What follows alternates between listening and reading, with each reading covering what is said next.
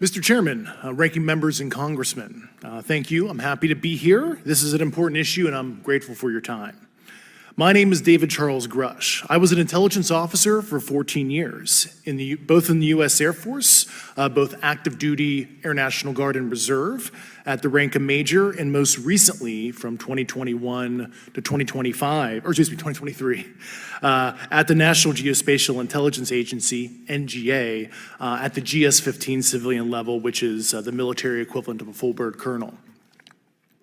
I was my agency's co-lead in unidentified anomalous phenomena and transmedium object analysis, as well as reporting to the UAP task force, UAPTF, and eventually, once it was established, the All-Domain Anomaly Resolution Office, AARO. I became a whistleblower through a PPD-19 urgent concern filing in May 2022 with the Intelligence Community Inspector General. Following concerning reports from multiple esteemed and credentialed current and former military and intelligence community individuals that the U.S. government is operating with secrecy above congressional oversight with regards to UAPs. My testimony is based on information I've been given by individuals with a long-standing track record of legitimacy and service to this country, many of whom also have shared compelling evidence in the form of photography, official documentation, and classified oral testimony to myself and my various colleagues. I have taken every step I can to corroborate this evidence over a period of 4 years while I was with the UAP task force and do my due diligence on the individual sharing it. This is because of these steps, I believe strongly in the importance of bringing this information before you. I am driven by a commitment of both to truth and transparency, rooted in our inherent duty to uphold the United States Constitution and protect the American people. I'm asking Congress to hold our government to this standard and thoroughly investigate these claims. But as I stand here under oath now, I am speaking to the facts as I've been told them. In the U.S. Air Force, in my National Reconnaissance Office, NRO, reservist capacity, I was a member of the UAP Task Force from 2019 to 2021. I served at the NRO Operations Center on the Director's Briefing Staff, which included the coordination of the Presidential Daily Brief and supporting variety of contingency operations, which I was the Reserve Intelligence Division Chief backup. In 2019, the UAP Task Force Director asked me to identify all special access programs and controlled access programs, also known as SAPs and CAPs, we needed to satisfy our congressionally mandated mission, and we were direct report at the time to the DepSecDef.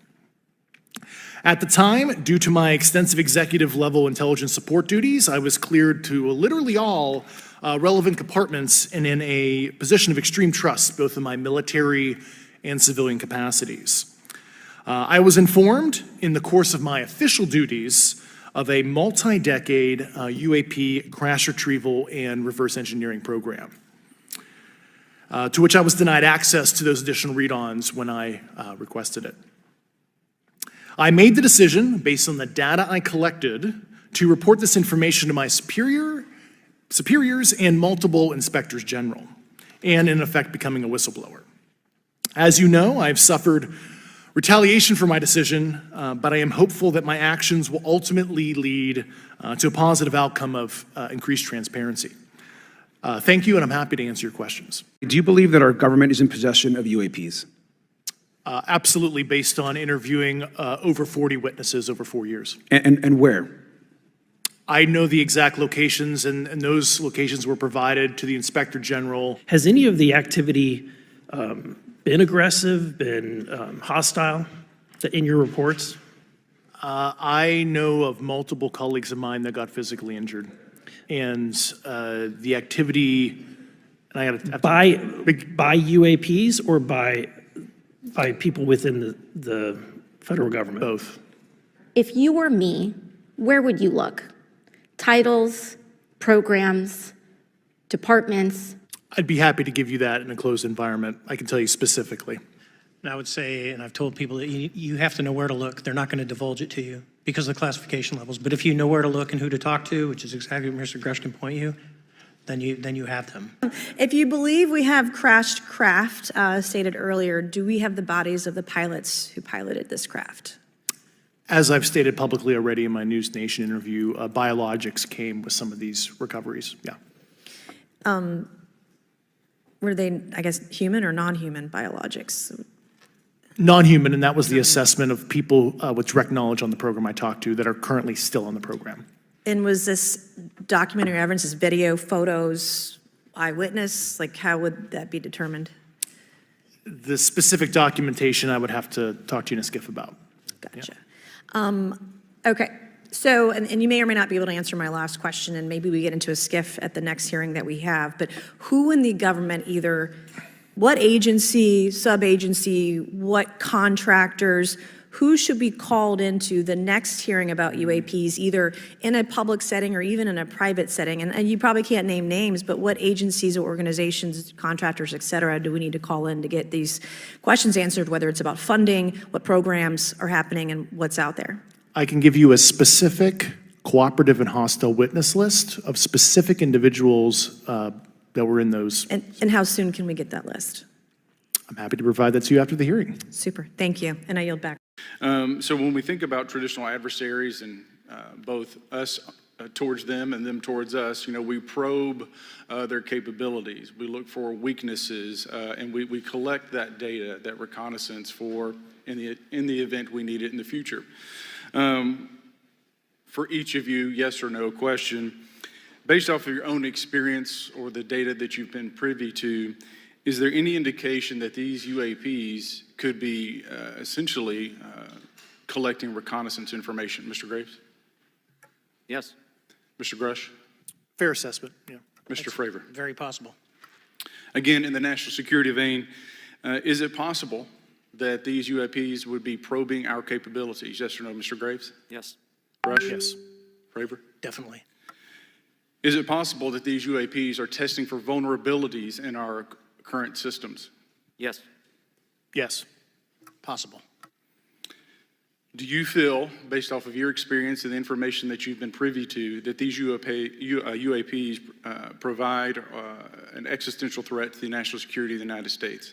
Mr. Graves? Potentially. Yes, sir, potentially. Same answer, potentially. I would say Fravor? definitely, potentially. Mr. Graves and Fravor, in the event that your encounters had become hostile, would you have had the capability to defend yourself, your crew, your aircraft? Absolutely not. Sir? No. Is based off of the information that you've been privy to, is there any indication that these UAPs are interested in our nuclear technology and capabilities? Yes. By external observation, sure, that could be a fair assessment, yeah. Yes. Is there any indication that the Department of Energy is involved in UAP data collection and housing? I don't have an answer. I can't confirm or deny that in a public setting. And could you do it in a secure setting? Yes. Mr. Fravor? No, I don't know. Mr. Chairman, I think I'm the last member to go, but there clearly is a threat to the national security of the United States of America. As members of Congress, we have a responsibility to maintain oversight and be aware of these activities so that, if appropriate, we take action.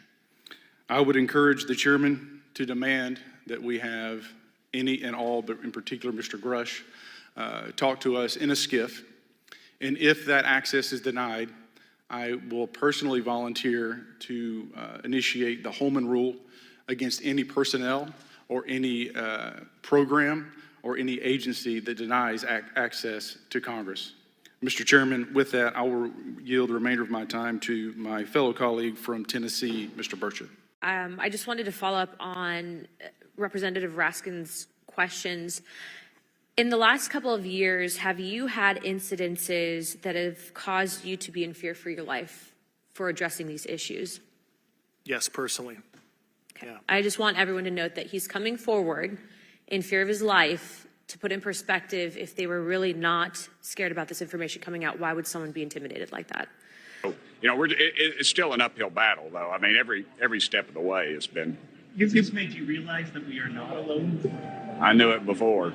I didn't need this. I'd seen enough. I've seen enough, and I would hope that you all would get that opportunity to see what And we've I'm sure seen. you guys have heard enough too. I mean, you heard the testimony of some of the technology. Representative Ogles asked some great questions, but when you have a senior military pilots and officials saying that there's technology that they don't believe is from us, from humans. And also, you got to realize, 3 United States congressmen were denied by our military. We're supposed to be telling them what to do, not the other way around. And so we're going to continue on that path. You both have talked about the intelligence community also. Wait, Andy wanted to say something. Well, I just think it should be noted, I posed the question, does UAP technology potentially pose an existential threat to the national security of the United States of America? And all 3 of the witnesses answered yes. Congress has a responsibility now to move forward aggressively to get to the answers to these questions, even if it's in a secure environment. Towards the end of the hearing, you all spoke about reverse engineering. I just want to hear, what do you think about the situation, as well as what are legislative approaches that you can take to ensure transparency? Well, reverse engineering, of course, we're talking about something that we have no concept of. So it's like, I'm a motorcycle guy. So if I took a Harley Davidson or one of the new Indians and took it back to the people on the Mayflower, yeah, they could shine it. They wouldn't be able to fix the carburetor. They wouldn't be able to change the plugs. They might be able to figure out where the gas goes. They might get it started. But that's sort of where we're at with the reverse engineering. It's just so much ahead of us. But the question you have to ask, and it was alluded to in there, was that it's been handed off to people within the business community so that there is no FOIA, that you all in the press have no access. So, where does the line end and where does it begin between the government and big business? And I think it'd be wise for you all to start looking at some financial disclosures of some of those corporations, some of the people who do the stonewalling in this town.